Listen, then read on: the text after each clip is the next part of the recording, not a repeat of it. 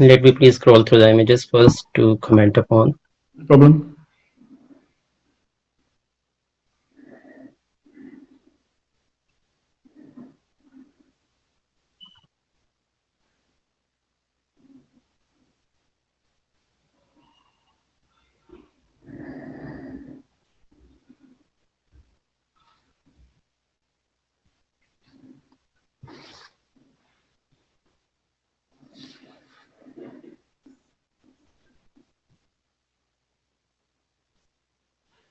So here I am provided with the non-contrast CT chest and abdomen of an adult patient, which I can appreciate just the mild perihepatic free fluid.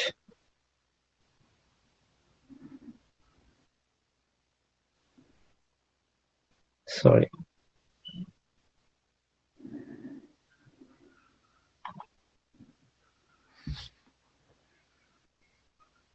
Liver margins appears to be okay, smooth, and spleen is not enlarged.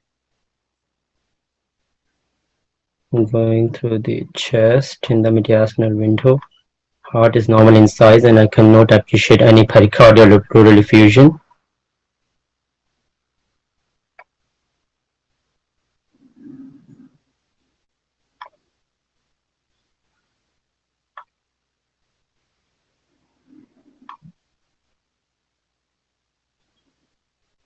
Till now I can appreciate only the mild perihepatic free fluid, which is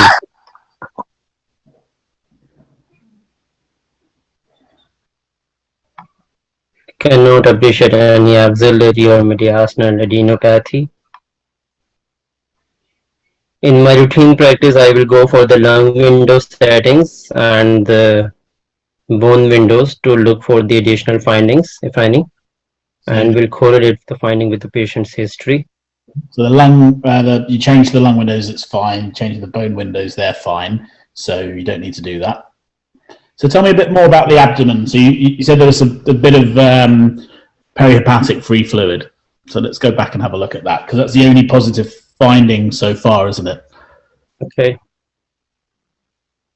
So coming back to the abdomen.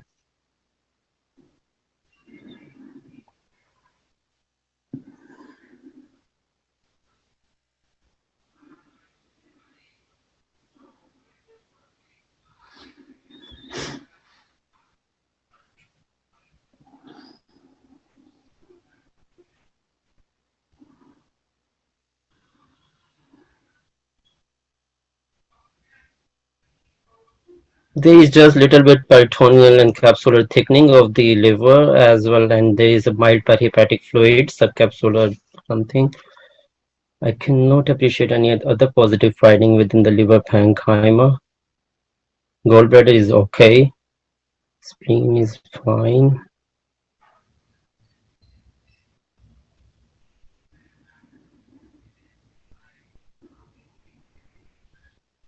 There is slight misty mesentery here and little bit mesenteric stranding seen in the pericolonic region.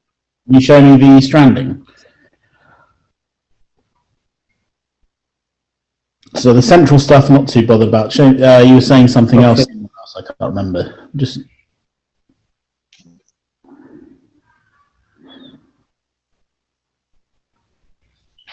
No other positive finding I can see yet than the perihepatic free fluid. Okay, let me just, I'm just going to scroll, okay? Yeah. On this slice here, do you see anything? And I'm going to scroll up and down a little bit so you can, it might catch your eye. And I'm only just picking one area. Yeah, these at the periphery there is a little bit stranding and nodularity over the peritoneum surface. Okay. So you're saying there's nodularity and stranding, or I mean, is it just general mistiness? Is there soft tissue? What is it that we're seeing? And with that in mind, can you see any other areas that are a bit? I want to review the colon in detail for this to review. Okay. So can you see this area here? Yeah, What do you think of that? this is basically the some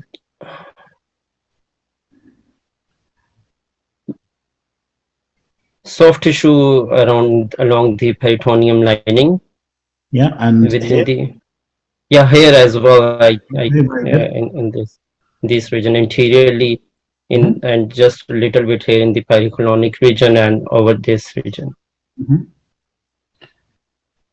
So what? So this can be seen in these serotic changes. Otherwise, like, but I would like to review for the stomach and for the colon in detail to, these can be the peritoneal metastatic deposits and Mhm. which So can seeds to this.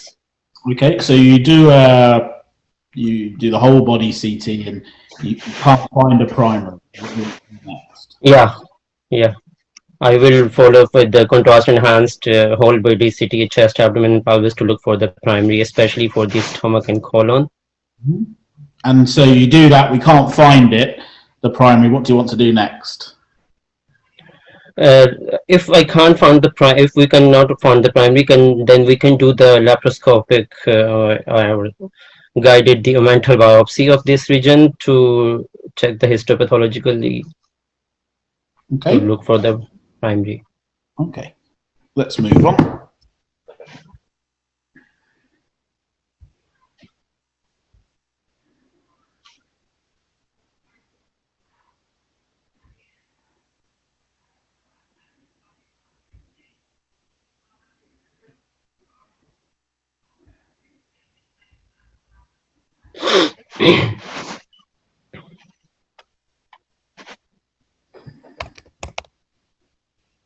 Okay. Are you able to see the images? Yeah, Yeah. And you should be able to scroll now.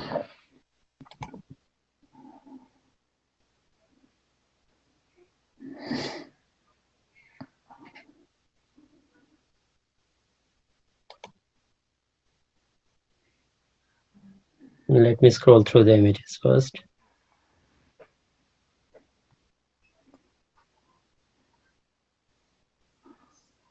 So it's bit haphazard.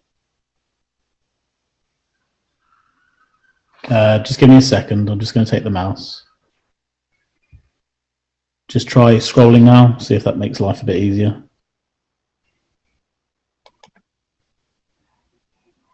Is that any better? Yeah.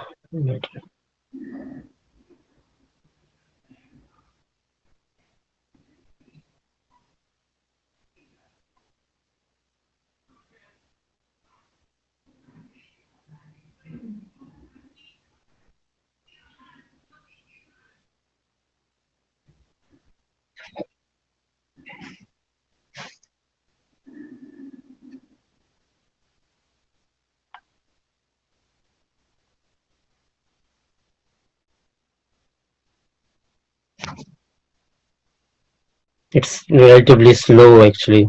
Okay. What I might do is I'm going to scroll and you tell me what you see. So we're going to go from here and I'm just going to scroll the whole way down. And then you can tell me whereabouts you want me to scroll towards. So I'm just going to do a general slow scroll.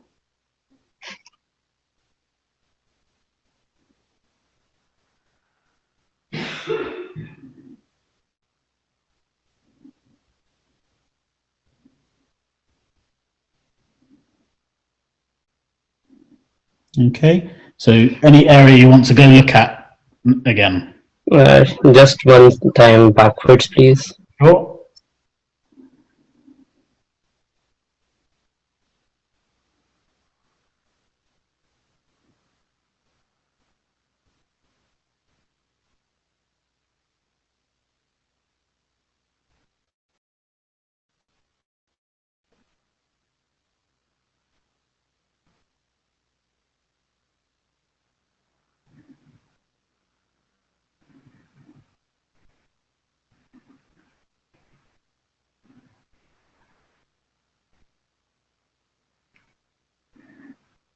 Okay. So Yeah. scroll towards. Actually, I can see there is a large hiatal hernia with stomach migrated cranially within the thoracic cavity. I can appreciate the left perfusion with basal consolidation, the spleen showing lobulated contours with relatively heterogeneous and hypo I don't want you to enhancing. don't worry about the spleen, but keep going. Okay. Diffuse atherosclerotic calcifications in the aorta and small bowel loops are mostly collapsed.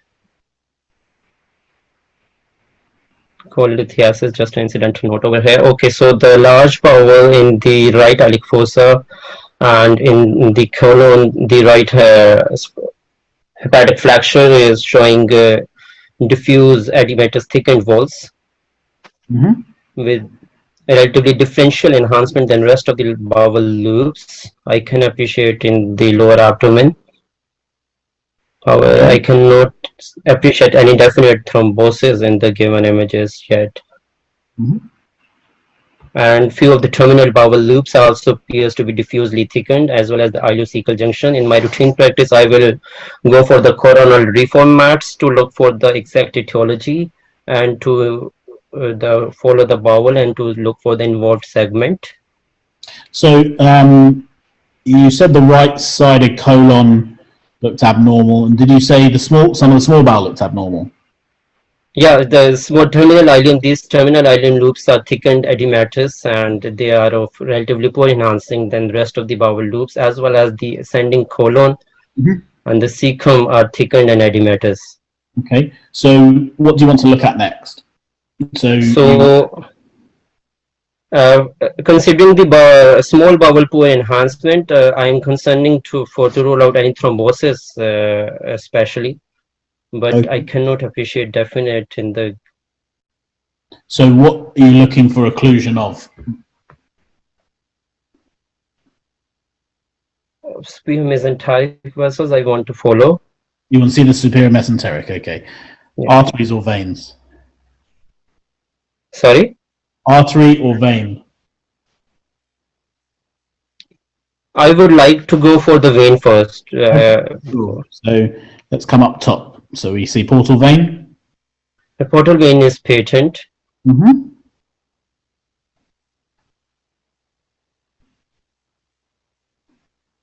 This is an SMV is getting narrowed. Yeah. And it is, yeah, there is a filling defect within the SMV. So SMV is thrombosed and there is a mesenteric stranding as well as surrounding there. And so the small bowel loops in the lower abdomen are showing diffusely thick and poor enhancement. I will immediately convey my findings to the primary physician as this is a surgical emergency. Mm-hmm. And refer the patient to the surgeons. Okay. Good. Let's move on.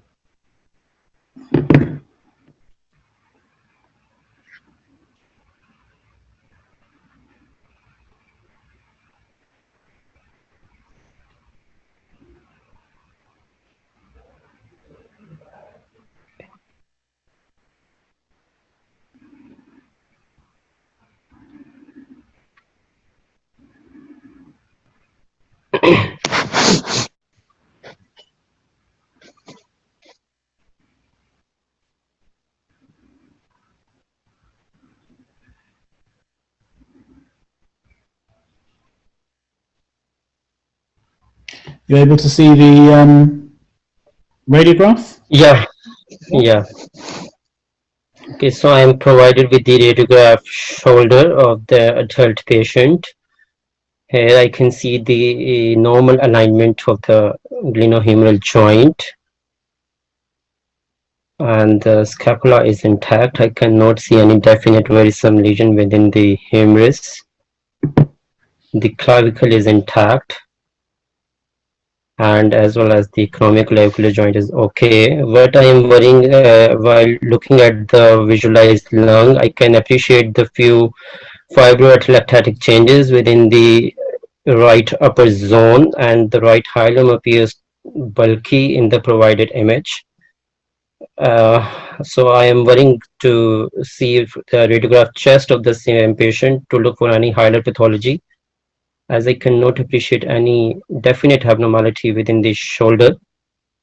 Is there anything else you want to do before a chest X-ray? So this patient's come in and had their shoulder radiograph because they had shoulder pain.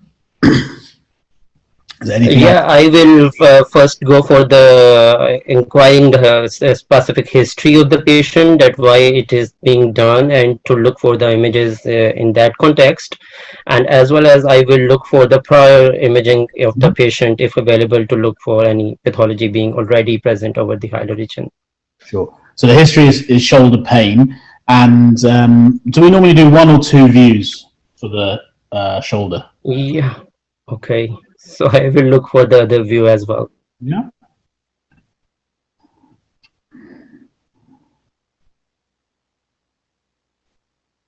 So there's your second view. Okay, so in this view, I can see the humerus is intact. There is no shoulder joint dislocation I can appreciate. However, the scapular blade appears to be slightly irregular, and there is a step off in this region. I will inquire about any history of trauma. No trauma. Okay. Anything else anywhere else? So looking elsewhere, I can again appreciate this opacity overlying the lungs in the lower zone.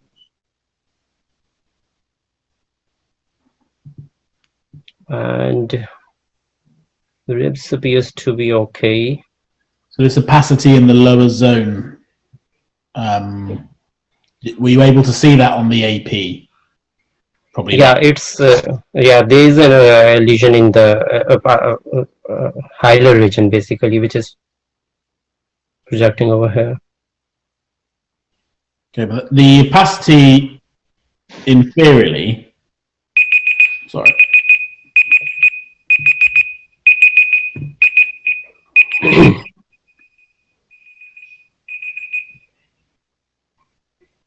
Sorry about that, the alarm. So It's okay. that's our 20 minutes. So okay, let's go through these cases. So you're good at knowing to ask for the history and any old images. Don't forget the second view. Yeah. Okay. Yeah.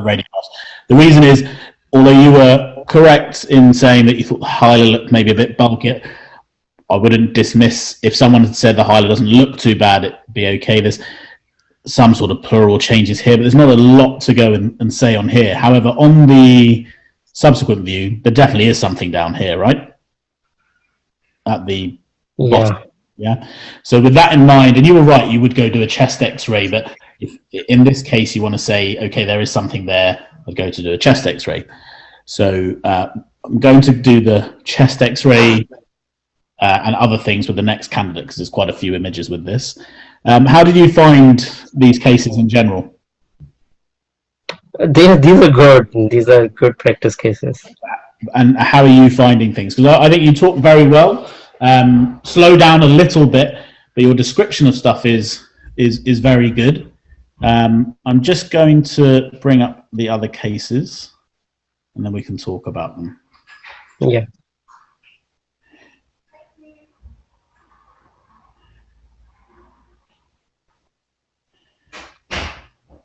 Okay, so first one, diaphyseal.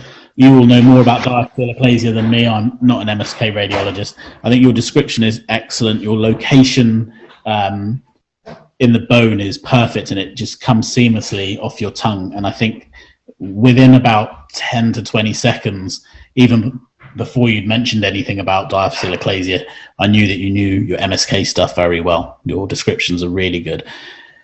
I have no doubt that you have all the knowledge about the cartilage cap and the MRI and the symptoms and all that. So I think that was very, very good. And I don't think there's much to add with that.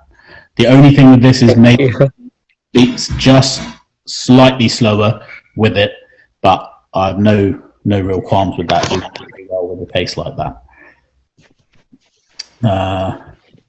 Let's go to the next one.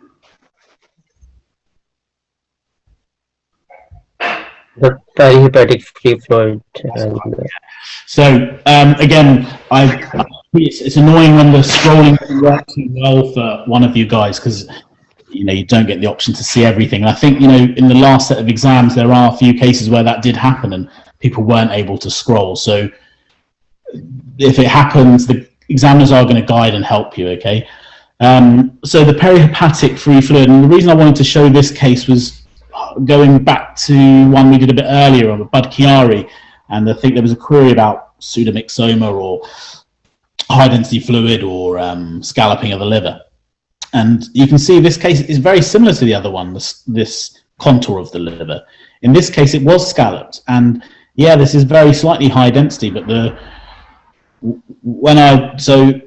two things. The fluid was malignant, but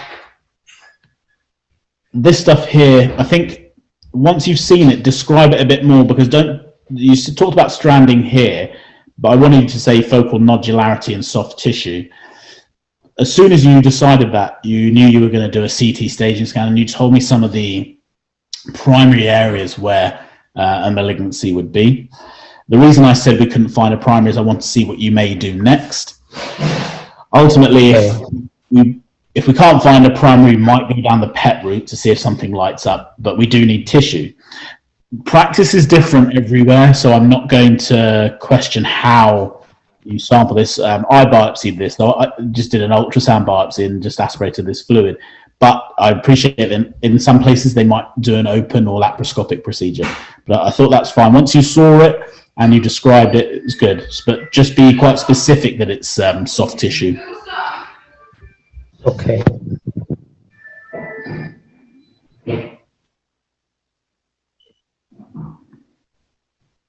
And then we did the vascular thrombosis one. Yeah, okay.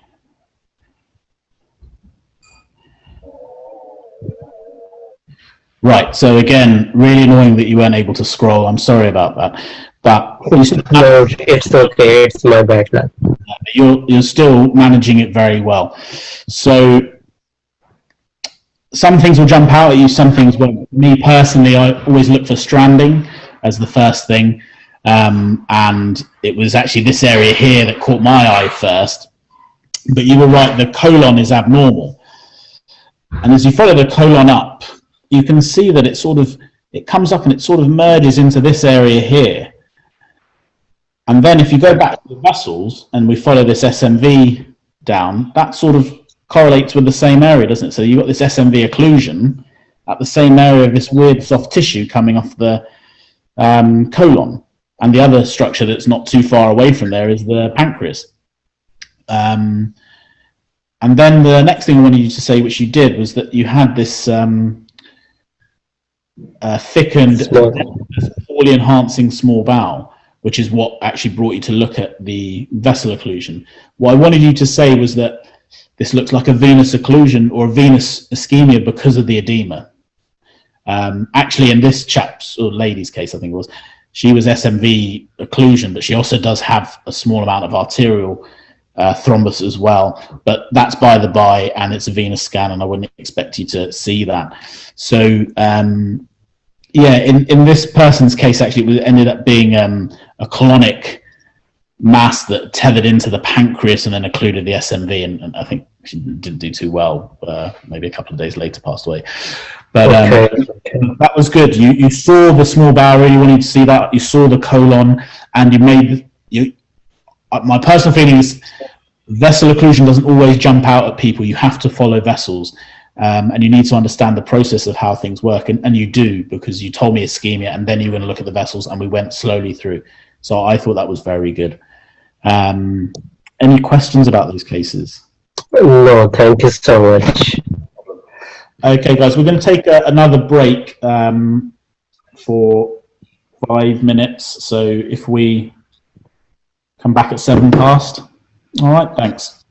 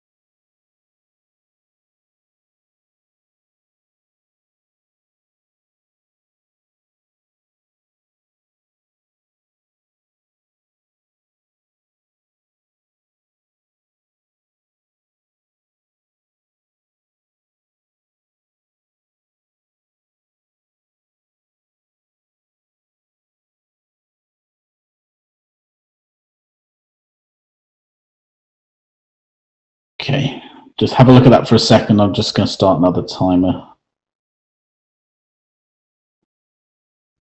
Okay, let's go.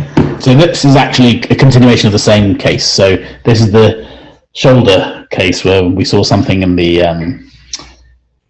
lower chest. So we went on to do a chest X-ray. Okay. So this is a frontal chest radiograph of the same patient who came in with shoulder pain. There's increased density, almost lobular-like, in the right lower zone adjacent to the ribs. It appears to have a relatively smooth contour, and it's quite pixelated, but I can't see definite rib destruction. I'll window this slightly as well. That's okay. We'll come on to that in a bit, but yeah. There's some mild airspace changes in the right base adjacent to the right cardiophrenic angle. Looking at the rest of the right hemithorax, don't see any pneumothorax. The breast shadows appear slightly asymmetric. And looking at the bones specifically, what concerns you about the breast shadows when you say they're asymmetric? Yep, so it's significantly denser on the right than on the left. Whereabouts on the right is it dense? It's closer to the ribs, overlying the ribs, and almost on the. I don't think I have control of this, but yeah. So I think it is. Oops, sorry. So it is more pronounced and larger on the right side than on the left. And I also noticed that it's pixelating on and off, but the glenoid looks a bit abnormal on the right side as well. I wouldn't worry about that. Okay. So overall, there's a peripherally based lesion in the right base with which is fairly smooth and lobulated, and there's increased density in the right breast compared to the left. And don't see any other abnormalities. So I'm concerned that this could be a breast lesion with pleural metastasis. And given that the patient has come in with shoulder pain, there may be a bone metastasis as well. Mm-hmm. What would you like to do? Yeah, to take this case further forward, I would compare previous imaging to see if this is the interval, if the patient has had previous breast cancer, and if that is not the case, this patient will need a mammogram and a breast review, and cross-sectional imaging as well. Okay. I guess you probably can't see my mouse, I'm thinking, but I can see your mouse here. You can? Yep, I can. Okay. So just quickly, you were looking at this sort of shadow here, and then you were trying to find a shadow here, and is it around here that you're bothered by, or here? Yeah, so I thought it was on the patient's right side and spread increased density, but I was more concerned about the pleurally based lesion. So you've got what you feel is a pleurally based lesion here, and then you've got something almost against the lateral chest wall rather than the breast. That'd be quite an odd position of a breast to go there. There's a soft tissue component there. The density is entirely different than this. It looks more like here, doesn't it? So does that make you think of anything different? So this could be a sarcomatous lesion or a soft tissue deposit from a unknown primary. Mm-hmm. And in a similar fashion, I would also get further imaging to assess this. Sure. And do you appreciate anything here? Yeah, I mean, it was really pixelated, but it's going in and out of pixelation. But X-rays are rubbish on things. no, I thought there was some soft tissue shadow or other airspace of pacification in the just to the right of the cardiophrenic angle on the right. Perfect. Okay, so we went on and did your CT. So just give me a second.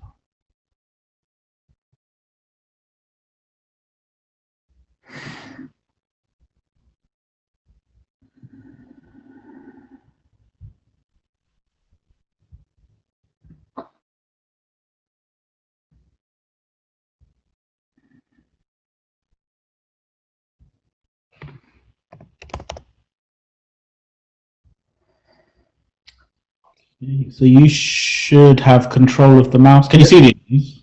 I can see the image and I can control it. Yeah. It's not moving yet, but Okay. yeah. Sorry, it's my kid at the back. Apologies if you hear anything. No, you're well, scrolling fairly swiftly on my screen, so I think that's a good thing. You're getting through the scan, so that's good. So I'll just start from the top.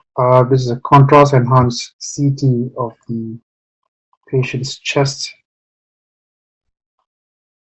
arterial phase study.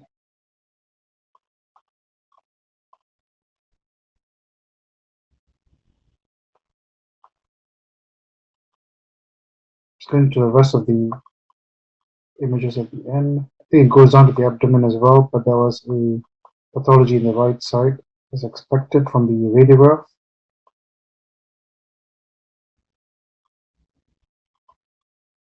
There was a soft tissue nodule in the anterior abdomen as well, which I'm concerned about.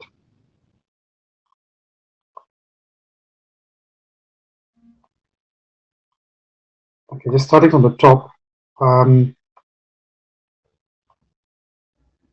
there's fluid within the fissure, the oblique fissure on the right side, and going more in caudally, there is, I think what I was initially looking at was probably this area on the left, which has got a soft tissue component and probably some cystic component as well, which has completely replaced the rib in that area. And more medially in the posterior basal part of the lung, there's another area of cystic change and peripheral enhancement, likely a necrotic lesion within the lung here as well. Don't see any large pleural effusion, but there's some fluid seen. In my normal practice, I would follow the pulmonary arterial vasculature to look for any concomitant PEs. The soft tissue abnormality appears to encase the vessels as well, and it goes all the way up to the hilar structures. Initially, I was worried about breast lesions, but on this, sorry, just suddenly skipped a lot. Just looking closely at the anterior chest wall, and I don't see any obvious abnormalities in the breast tissue. In my normal practice, I'll look at the bone windows specifically to look at destruction, which is seen in multiple ribs on the right side. And I would also want to look at the contralateral lung and the spine as well. I don't see any definite lesions in the left lung, but I would like to look at this on lung windows. Sorry. So you don't need to. Okay. There is a lesion in the left lung, but don't worry about that because there's a lot to see in this scan. So I want you to keep going. Okay, so so I'm concerned about a lesion in the multiple lesions in the lungs with encasement of the pulmonary arterial vasculature. I can on this mix contrast view, I can see low density lesions within the liver, which are suspicious of metastatic deposits. I'll look at them on liver windows to see them better. The hepatic veins go to the confluence quite nicely. There is a cystic area which arises from the right adrenal gland, which is highly suspicious for metastatic deposit as well. The right kidney is grossly normal. The left kidney is unremarkable as well. Looking for any obvious thrombosis within the renal vein.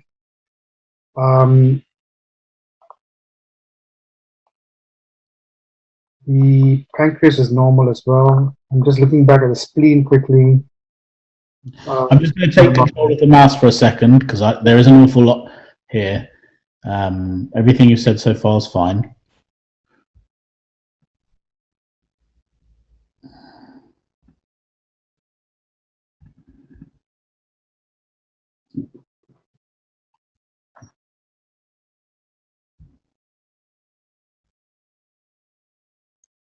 Shall I continue?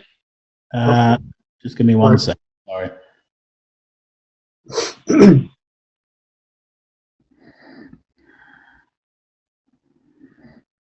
Okay, yeah, you can scroll. Yeah, so this is a sagittal reformat bone window of the same patient. There is destruction within the vertebral bodies, especially in the upper cervical spine. There's complete erosion, and there's possibly some soft tissue component going posteriorly as well. And coming down to where the lesion was in the right side of the chest, it's again seen here. I think this is most likely lung carcinoma. It doesn't appear to involve the spinal or the vertebral body where the primary or the largest lesion is. Just looking through or scroll through the whole image volume to look for bone destruction of the ribs. I noticed it in the previous axial view.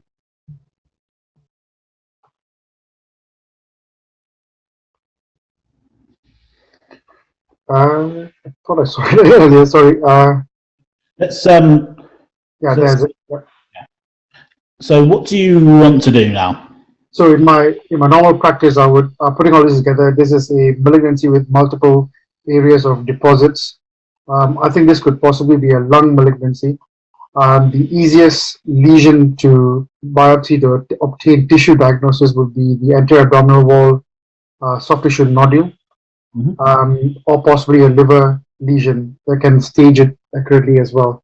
I would advise a cup MDT referral, and given the spinal vertebral involvement, especially cervical spine, I would get an MRI of the. I would advise an MRI of the spine to ensure there's no spinal compromise, especially if the patient is symptomatic. Do you think there is spinal compromise? I would look at this on soft tissue window on axial slices, but because the destruction was in the posterior aspect of the vertebral body, I was concerned about that. Yes. Okay.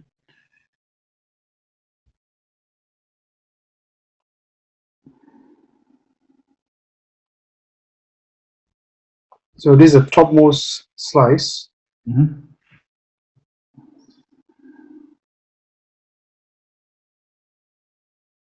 So I'm just trying to compare the CSF space more caudally.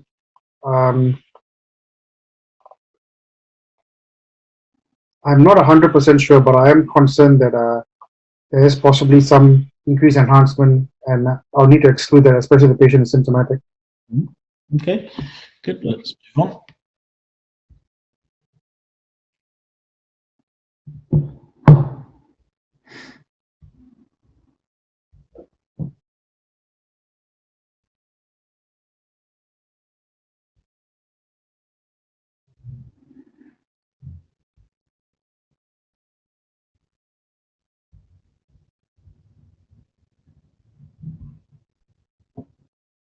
Are you able to see the radiograph? Yep. Yeah. It's just going on and off pixelation, but so this is a frontal chest radiograph, PA erect view of an adult patient.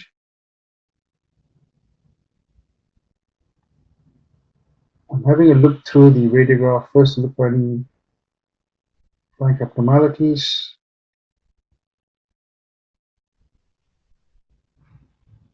The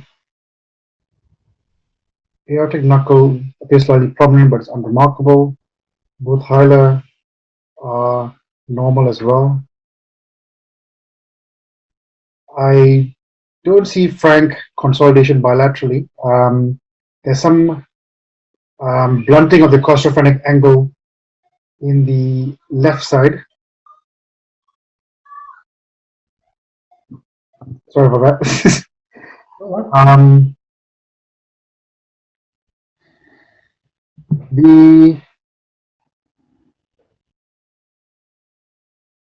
looking through my review areas. The clavicles and the apices appear unremarkable. I think in the ribs, it is very pixelated, but I think there may be a missing rib in the right lower zone. This will measure. This will be 1, 2, 3, 4, 5. Sorry, I think it's the eighth rib which appears to be missing, and I'm concerned that this is an aggressive process. I would like to inquire about any previous history of surgery. Otherwise, I would compare this to previous imaging and advise cross-sectional imaging and to take this further. Are you convinced that there's a missing rib? I mean, it's really pixelated. I'm very sorry about this, but no, that's okay. I will give you a clue. I knew that the X-rays would be pixelated from time to time, so I only picked this X-ray because I knew it didn't matter whether it was pixelated or not. Fair enough. So it is normal. What are your review areas? So I'm looking under the diaphragm. Looking at the breast tissue, if there's any behind the heart.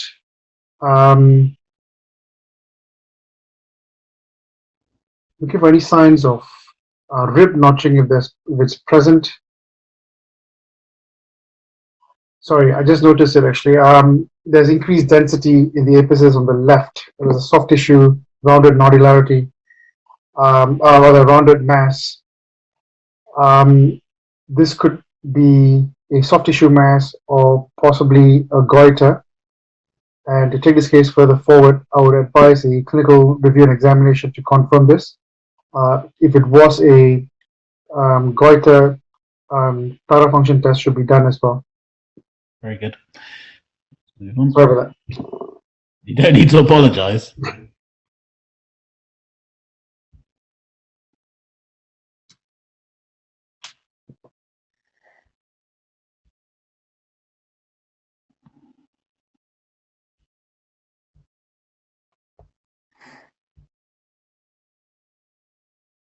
Are you able to see the screen? Yep, I can. You probably can't scroll yet because I haven't. Just wanted to have a look. So I don't want you to look in the chest, and I want you to. Yeah, I don't want you to look in the chest, so you can just look at the abdomen and pelvis. Let me just give you the mouse. So you're candidate number 5, aren't you? Yes.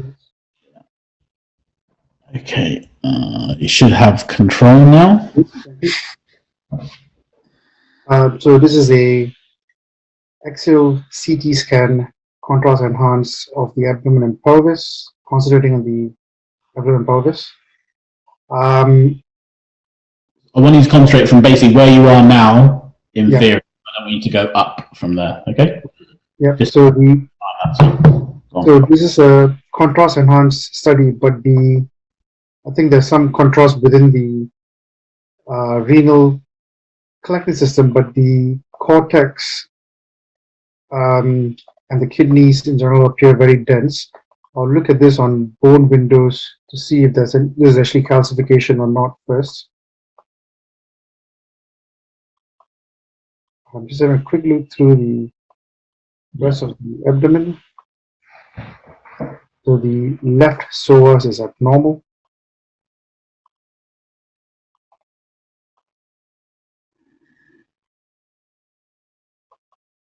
So there's fat stranding in the left pelvis, and there's the artery, the common iliac, external iliac, and femoral artery going through it is opacifying, although slightly attenuated in the middle portion. The internal iliac can be seen joining up as well. This is a portovenous study, late arterial, early portovenous study. So both the veins and the, sorry, let me just go back up again. So I can see the IVC, which goes down to the right common iliac vein, but the left common iliac vein is not clearly visualized. So we're running out of time here. So So I think I'm suspicious of possible bleeding here, therefore causing the increased size of the psoas and the fat stranding. So in the first instance, I'll do an arterial phase study, but I think there may be a venous bleed here, which is causing these findings. So we're going to talk about this case as well, just in interest of time. So you told me the kidneys looked a bit funny, and I guess it's because they're really, really dense. Now, you also said this was a portal venous or late arterial, but you knew you could see the arteries and the veins. So this is a venogram, okay? So when we do venograms, depends on which trust you work at my trust, we give, I think, about 120 to 150 mils of contrast and do about a 2-minute delay. That's why the kidneys look like they do, but we've still got a lot of contrast in the veins. It's not so much to look at the arteries, to be fair, it's to really look at the veins. So on that side there, what do you think on the left side? On that side? There's no opacification of the left common femoral. This may be due to thrombus. So scroll up. I want you to show me the rest of the left-sided venous drainage up to the IVC. So, and I know there's something going on around the psoas. We'll ignore that for a second, okay? Yeah. So it's going up to the external iliac vein, which we can't around this location. Yeah. Will be joined by the internal iliac vein and subsequently. I know it's difficult with all the stranding and stuff. You keep talking, but it does look expanded as well, doesn't it? Even though there is all the other tissue around. Yeah. Okay. So yeah, because of the thrombus and so I think this may be May Turner possibly or.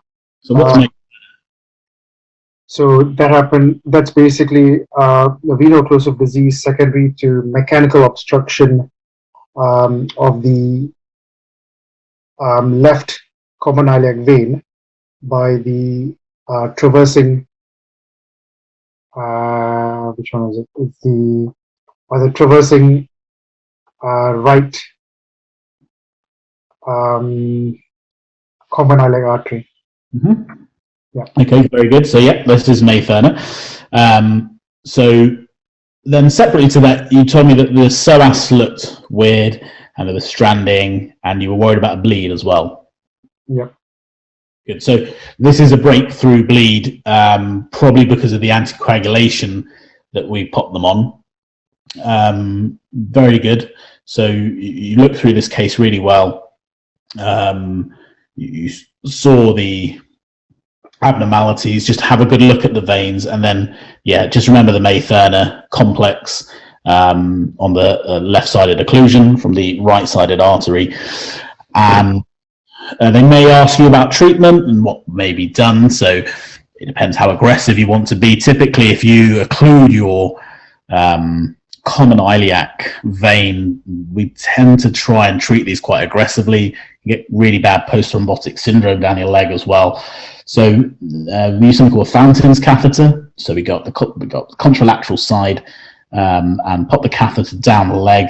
It's got lots of little holes in it, and you give anticoagulation, leave them for about 24 hours and pull it out. It's a similar sort of thing to getting rid of clot in the SMV if you're doing a TIPS. And then you may stent the vein as well, and you may stent quite low down. But no, that was very good. Any queries about that? Nope. No? All right, let's go back. You're going to have to remind me which cases we've seen, because I've seen far too many. The thyroid. Goiter. Yeah. Okay. Not much to say for this one, really, is there? I mean, it's one of those things where you look, and then once you've seen it, you've seen it. That's it. So I think, I appreciate it did pixelate and things. When you're talking about missing ribs and stuff like that, you're trying to hunt some abnormality down, and that's fine, but just make sure you hit those review areas, and your management's entirely correct. Okay, you're not going to launch into doing an MR or something like that.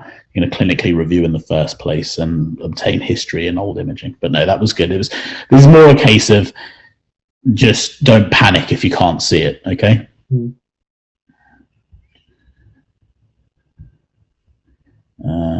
Okay, we did the awfully long case, didn't we? Yeah, the Be fair, I probably have this as a long case rather than anything else. But anyway, so oh, we had a chest X-ray first, didn't we? Yeah. Sorry.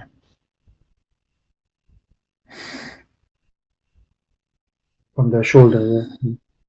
That's right. So I'm not going to show the shoulder one again because I think we'll remember that. But okay, so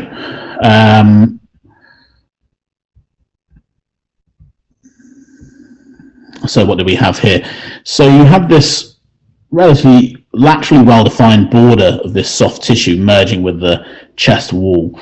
You're thinking it's either pleurally based or if it's bone based and something's expanding out. We know that there's a soft tissue mass here from the shoulder X-ray anyway. And then you've got this big soft tissue swelling here, and it's trying to work out whether you think it's on breast tissue or lateral wall. I think it's more important that you know that it's there, okay? It doesn't really change your management, which, yes, you might, if you thought it was entirely breast, you're going to do a breast review, but the fact that you've got a lung mass, it's metastatic or it's a primary, you're going to end up having a CT, which you were correct at saying. I think looking for broken ribs on this chest X-ray, I can see some of them, but I imagine that you won't be able to, and that's just the projectional issue, and I think I can't worry too much about that. Let's just go on to the CT.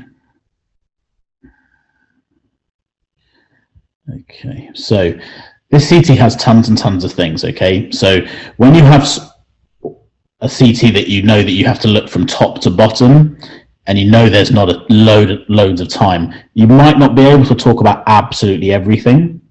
And I really liked how you talked about PEs, and we didn't even bother looking really for the PEs because there's so much to talk about, but PEs are important because that's going to kill someone, okay?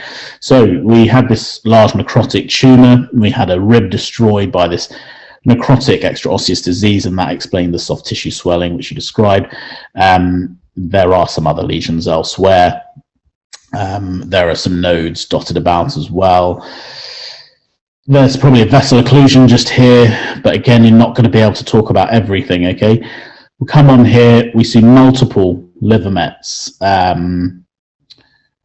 can't remember if you said doing an MR. Oh no, did you talk about biopsying the liver or the anterior abdominal wall? Was that right? Yeah. So I don't even know if we went this far down. Was it that you were talking about? Yeah. Yeah, good. I mean, I personally would just go for that. I wouldn't entertain biopsying the liver on someone this sort of frail. Well, I would if there was nothing else, but there is that nice soft tissue lesion. So I'm glad you saw that, and always go for the safest biopsy. Now, look, the more you look, the more you're going to find on this case. So adrenal met on the right, I think you said there's some nodal disease sort of everywhere. There's actually a renal met just here. I think, if I can remember, yeah, there was some sort of there's retroperitoneal nodules, and I think there's a few others dotted about. So there's an awful lot one here. There's an awful lot to talk about. The spine is probably the most important thing. So when you're talking about this case, I want your, just bear with me a second.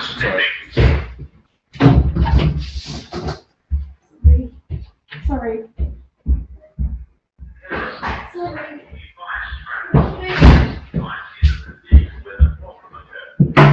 Sorry about that. My vacuum cleaner decided to start going. Anyway, the spine is the most important thing here. So I think we overlook this a lot, the spine, and I think you can quite easily see extraosseous disease and spinal canal narrowing from this destroyed vertebra.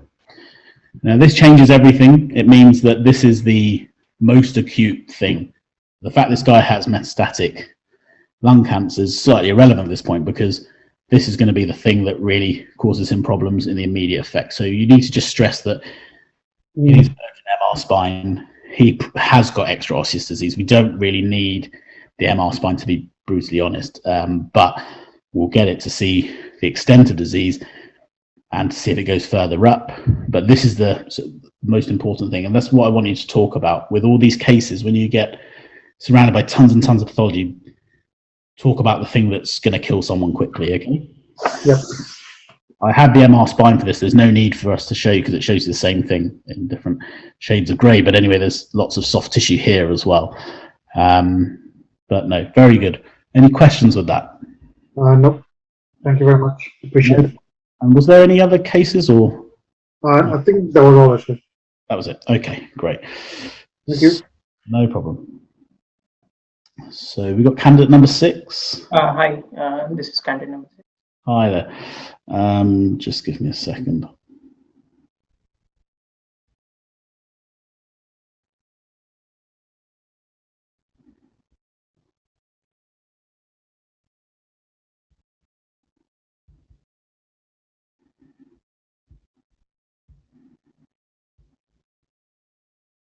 Okay.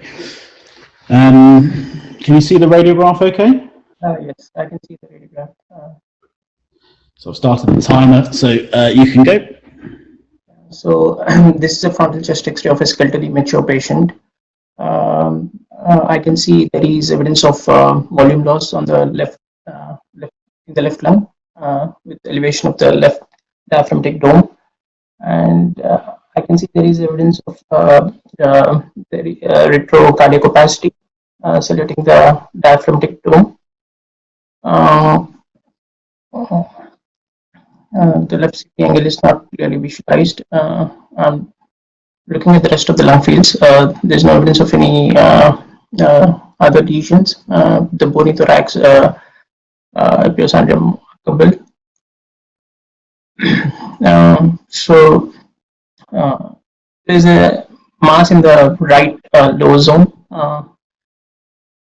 Okay, there's an opacity in the lower zone with left lung volume loss. This could be because of left lower collapse, which could be caused by an endobronchial lesion.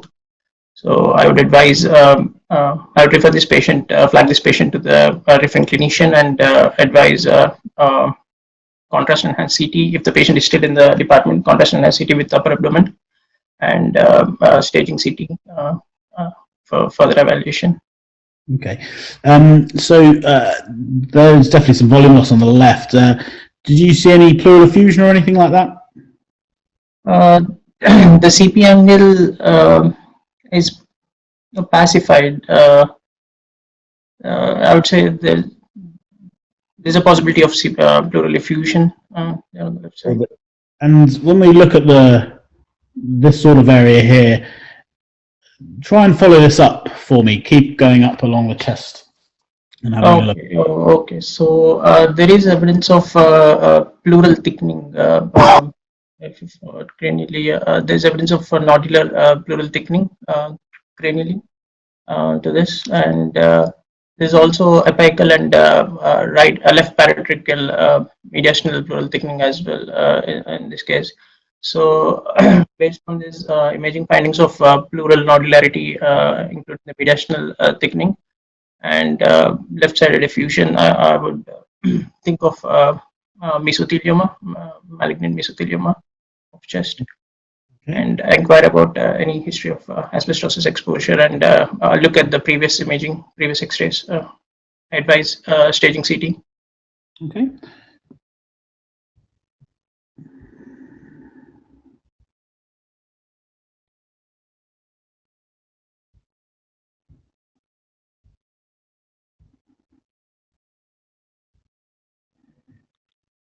Are you able to see that? Yes. It's candidate number 6, isn't it? Yes. Yeah. So you should be able to scroll. Yeah. Yes. I just want you to look at the I can't remember if this is chest, abdomen, pelvis or not, but I just want you to look at the chest, okay? Okay. I'm using my mouse arrow keys to scroll down. If that's okay. Yeah, whatever's comfortable.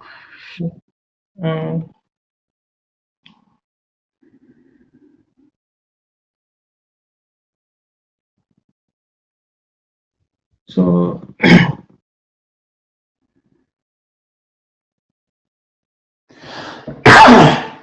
this is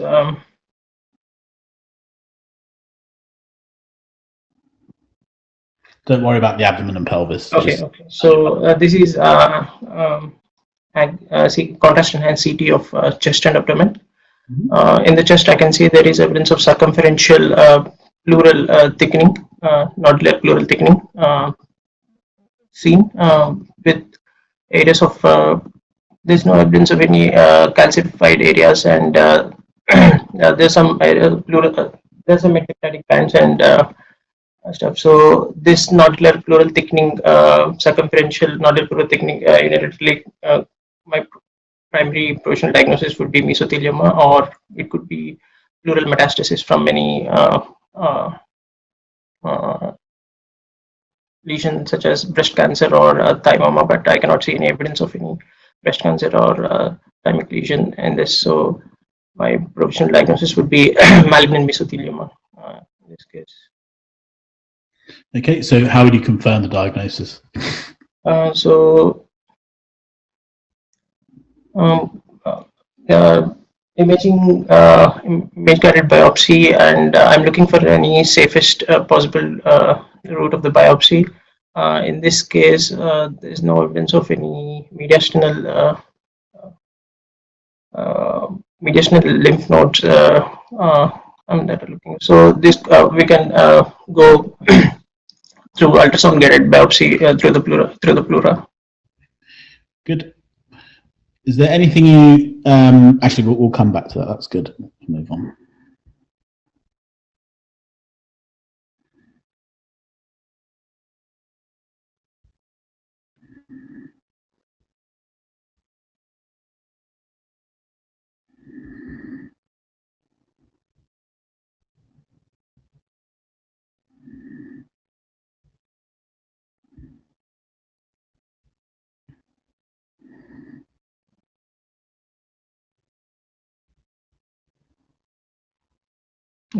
Okay. Let me just give you control. You're able to see the scan, right? Yes. Yeah. So you should be able to have the mouse now. Okay. Sorry. That's all right. I'll just scroll it from top to bottom. Sorry, it's not scrolling smoothly. I'll just use my arrow keys and try to. You can try using the little bar at the very top, the scroll bar that goes from like sort of right to left. Yes, I can see that. Yeah, thanks. I don't know if that's any better for you, but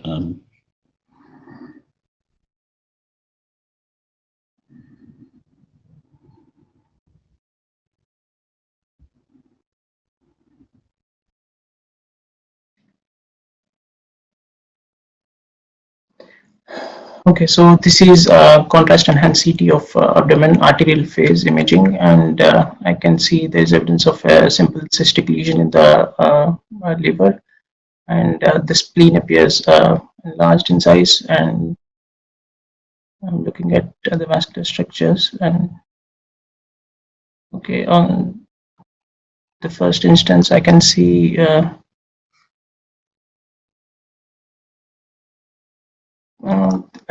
there is evidence of a hyperdense area in the porta hepatis region. I'm looking for any. This is seem to be in continuation with the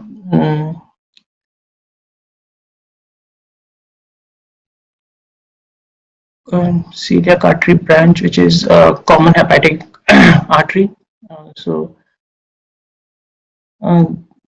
This could be. This looks like a pseudoaneurysm of one of the common hepatic artery branches. So I'm looking. I'm looking for any cause of the pseudoaneurysm in this case. There's no evidence of any pancreatitis. There's no evidence of any pancreatitis in this case. And can I ask if there is any history of instrumentation or iatrogenic history for this patient? instrumentation like what? In this, any intervention? Sorry, intervention. What sort of intervention are you like? I can tell you there's been no ERCP if that's what. ERCP. There hasn't been an ERCP. Okay. I'm going to just do something Okay, I'm going to just change this, so just bear with me. I'm going to give you a different sequence of the same scan, okay?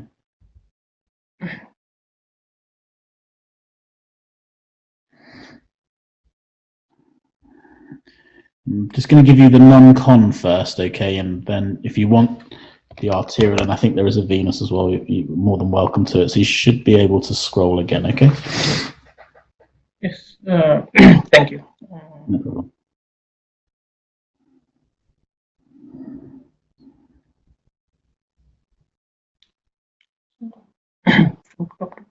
So this is non-contrast CT of abdomen.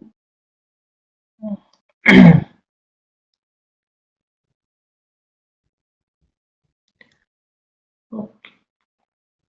So why is the non-contrast useful in this case?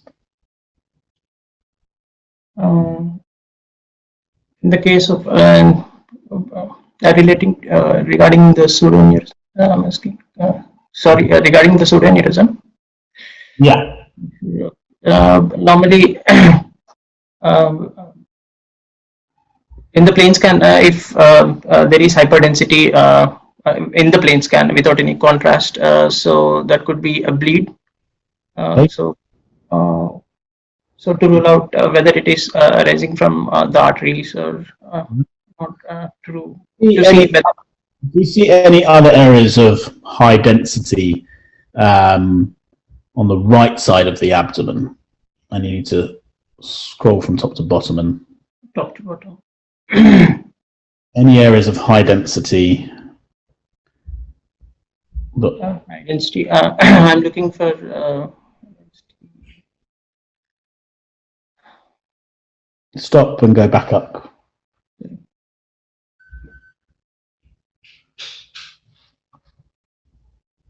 And come back down.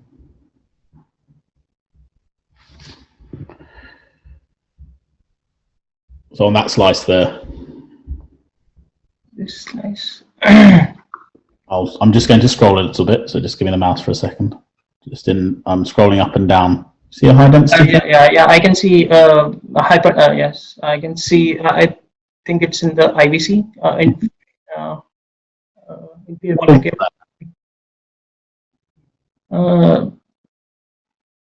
This looks like a suture material for the IVC. Yeah, I agree. So I'm going to give you a different series now, okay? Yeah. We're going to go back to the arterial. No. So you've told me already on the arterial what you've seen, and here's your venous scan. Okay. This is my venous scan.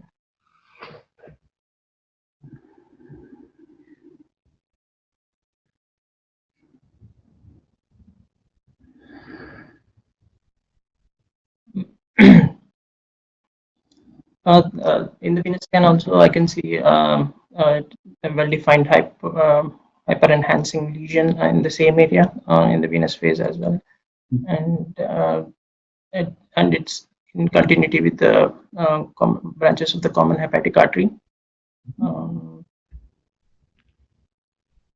So in addition to this, I can see there is evidence of surrounding hazy areas of hazy areas in the porta hepatis region. I'm not able to see the bile duct.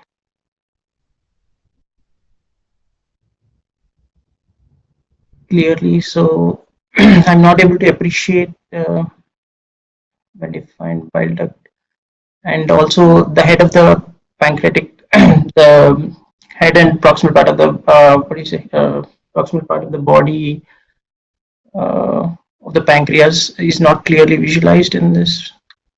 Okay, this it appears enlarged. The pancreatic head appears enlarged, and I cannot see. I appreciate the CBD structure quite clearly. CBD in this examination. So just going back, remember we saw, you told me there was a suture by the IVC. Why would someone suture by the IVC? So check for the IBC could be could be because of transplantation of the liver. Yeah. So do you think the spleen's big? Yes, I think the spleen is enlarged. Does the liver have an irregular contour? Not Not no, the contour of the liver appears smooth. Yeah. So you've got a big spleen, but a relatively normal contoured liver, and then a suture around the IVC. So yeah, it is a transplant. That's correct. So with that in mind, you were looking at the hepatic artery, and we're going to go back to the arterial phase. Why might this person have a pseudoaneurysm coming off their hepatic artery? And probably not just one pseudoaneurysm, probably two. Okay, two. Okay. Why? This could be because of during the procedure of liver transplantation, they will anasmose the hepatic arteries, native and donor arteries. Good. Okay. So what are you going to do now? So you found these. I would convey my imaging findings to the referring clinician hepatobiliary. I would immediately convey my findings to the hepatobiliary unit and advise, and also intervention radiologist for coil embolization of the pseudoaneurysm. Okay. Fine. Good. Let's move on.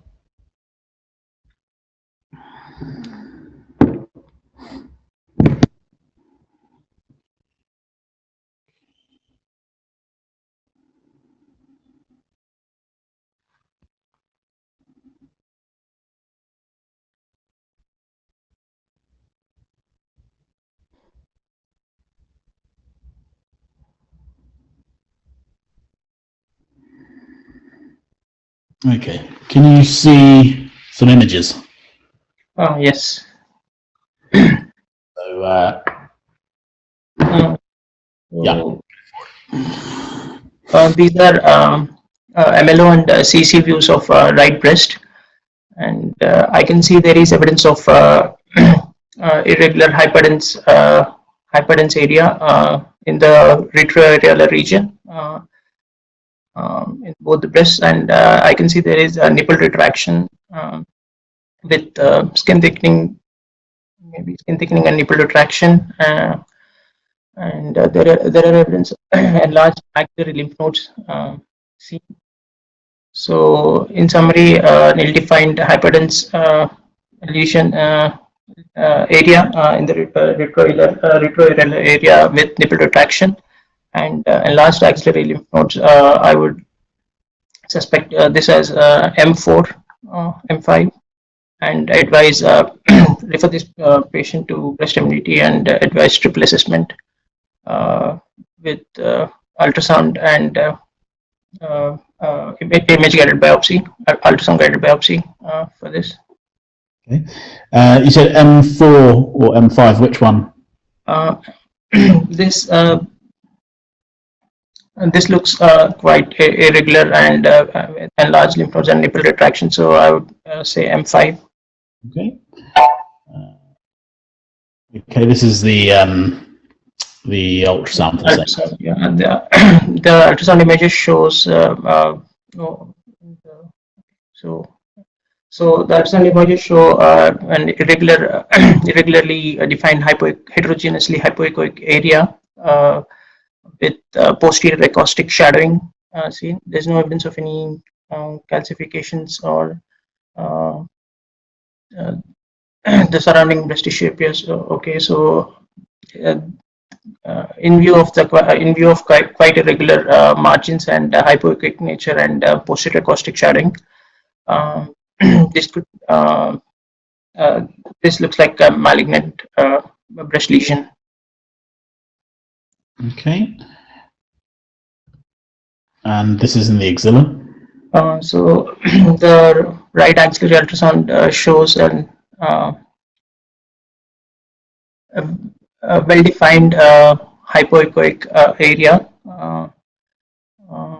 solid, which looks like an enlarged lymph with loss of enlarged lymph node with loss of fatty hilum.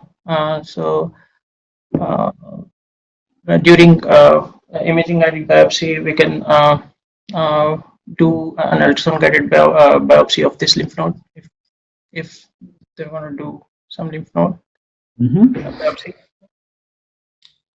Okay.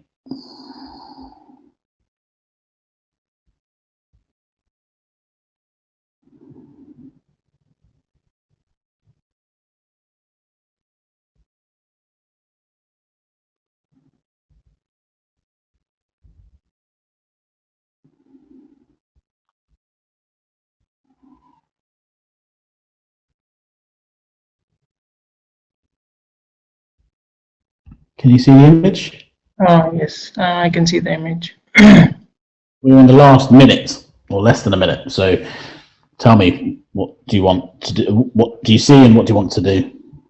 Okay, so this is frontal view of the wrist.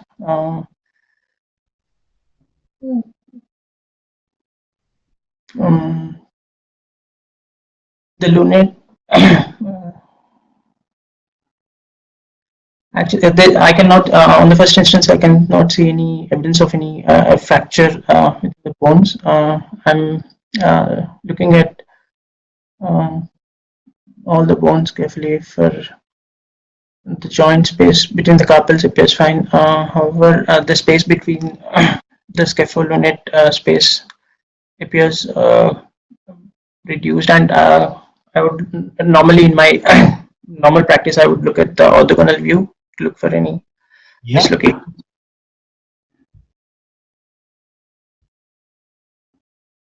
Yeah. Yeah, so this is the lateral view of the chest X-ray. I can see there is lunate dislocation with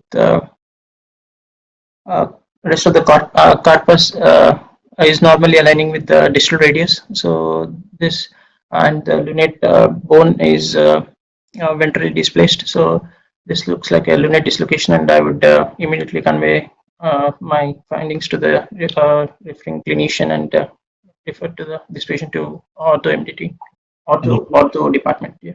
And you sure this is a lunate dislocation, not a perilunate? In perilunate, the capitate goes out. The capitate goes out of the alignment with the lunate and distal radius. Yeah, I think this is a lunate dislocation. 100%. Yes. Good. All right, that's us done. They might say that sort of thing to you. I didn't get it, but a lot of my friends did, where you're very confident on something and they'll try and push you towards something else. So, you know, stick to your guns, explain why something is something. So yeah, you're right, lunate dislocation, explained very well and referred appropriately. I think you tackled that very well. Okay. Again, much like the other guys, you might have to remind me what I've shown you, because my one is the liver transplantation case and breast mammography. Oh yeah, okay. So let's do the breast one first because it's easy to open. I would have liked to show you different breast cases, but it's actually very difficult to get mammograms up on Horus so that you can see everything. Anyway, so you have a CC and an MLO. Obviously, it's quite conveniently written on here, but just remember that with a CC, it's being compressed from top down. So this is the outer portion of the breast, and this is the inner portion of the breast. So this is the part closest to the sternum. And on the MLO, you often see the pectoralis fascia, and you might see the nodes as well. And so this upper half and lower half. So you get 4 quadrants. In this case, you were right, there's a irregular, dense mass in the retroareolar region. We assume the nipple is either here or here, it's probably here and being pulled in. And you have both skin retraction and nipple retraction, both bad signs. You want to talk about whether there's any calcification associated with this mass. You want to say if there's any other mass or any other calcification. You mentioned the nodes. The only other thing I would say is that you need to look at the contralateral breast, okay? Okay. Ultrasound, described very well, an irregular hypoechoic mass. You've got some measurements there, but it doesn't really matter. it's a bit like thyroid and talking about something being taller than wide, but it's not always the case. This hyperechoic change around there is the edema within the breast, is also a bad sign. This looks like an invasive, nasty malignancy. M5, U5. I personally wouldn't use the M4 term. So it's unlikely. You might get an M1 normal mammogram, but that'd be really harsh of someone to show you. M1 is normal, M2 is benign, M3 is indeterminate, M4 and 5 are both cancer, okay? So it doesn't really matter which one you use, but I tend to use M5, U5. And then the last thing is the node. So here we've got a really big node. Even with CT, we would say short axis measurement is big. For breast, we don't really look at short axis measurement quite like that. Obviously, if you get a big infiltrated node, then it's easy. But we often look at the cortical thickness. So trusts are different everywhere. So you probably just need to pick what your trust says, or I'll tell you a number now and just remember it. But for our trust, we do 2.3 millimeter thickness. Some people do 2.5. I think the FRCR guidelines is changing more towards 3. I'm not sure. But just pick a number, say 2.5. That's what we do in our institution. We would biopsy it. I don't think they're going to ask you much more in breast in terms of the management of things. If one of our colleagues is a examiner for the exams, and he's a breast radiologist, and he does ask people what size needle you use. And the reason he asks that is because he wants to know whether you've ever been to breast clinic. Anyway, in the UK, it's a 14 gauge needle for breast biopsies. So if you remember that, great. Any questions with that? No. No. I felt I had to show you a breast case as I'm a breast radiologist. Right, so just remind me again what else? Liver transplant case, pseudoaneurysm. The pseudoaneurysm, yeah, sure. Okay.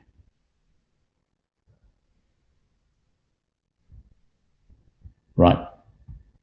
So I probably should have shown you the non-con first, but anyway, you did this pretty well actually. So you quite quickly saw what looked like a pseudoaneurysm pretty close to the hepatic artery, and if you follow it in, you probably see another one just there. Now this hepatic artery is quite wide and dilated, and if you follow it, it probably has some sort of caliber change somewhere, and that will probably be where the anastomosis is.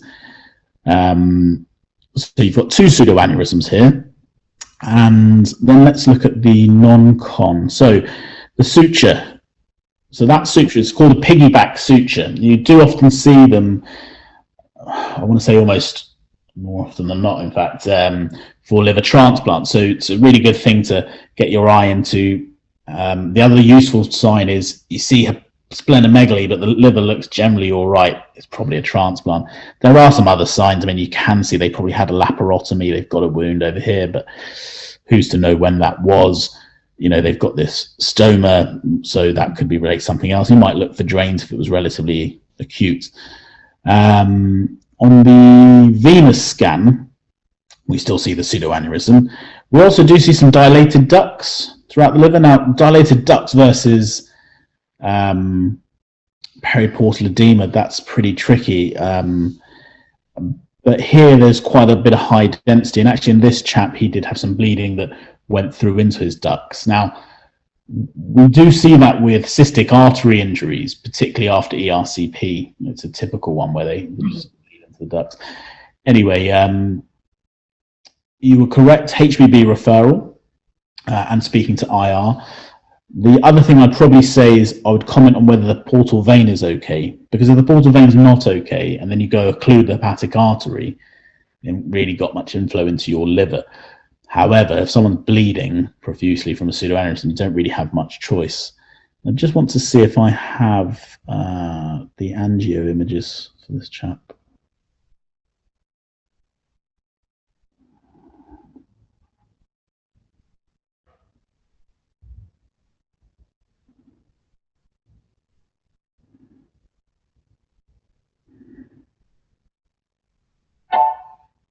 No, I don't.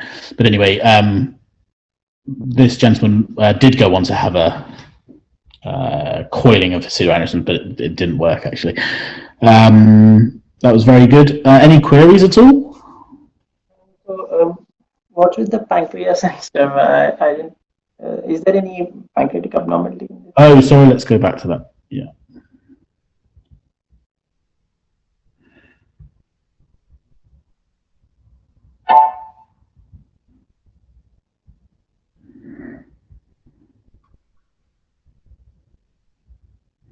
Can you see the images? Yes. Yeah. Pancreas, yeah, I think pancreas looks absolutely fine. It can be tricky to see everything. So you've got tail comes up pretty high, body, no ductal dilatation, comes across, you're here. Were you worried that this was just a bit too big or something? Yes. Yeah, so I think if you're going to worry about the pancreas being large or an area of it being large, I can't really think of why the pancreatic head would be homogeneous and large unless there's a tumour there, which you're not seeing, but it'd be a bit unfair to show you that. No duct dilatation, no hypoechoic tumour, no nodes, nothing else. Just get your eye in, but yeah, the pancreas is fine. Bear in mind as well, everything has been mobilised out of this patient and then put back in. So things might look a little bit funny. And it is sitting against a pseudoaneurysm, probably a bit of hematoma around there as well. All right. Trying to think. Last one is, I think, mesothelioma.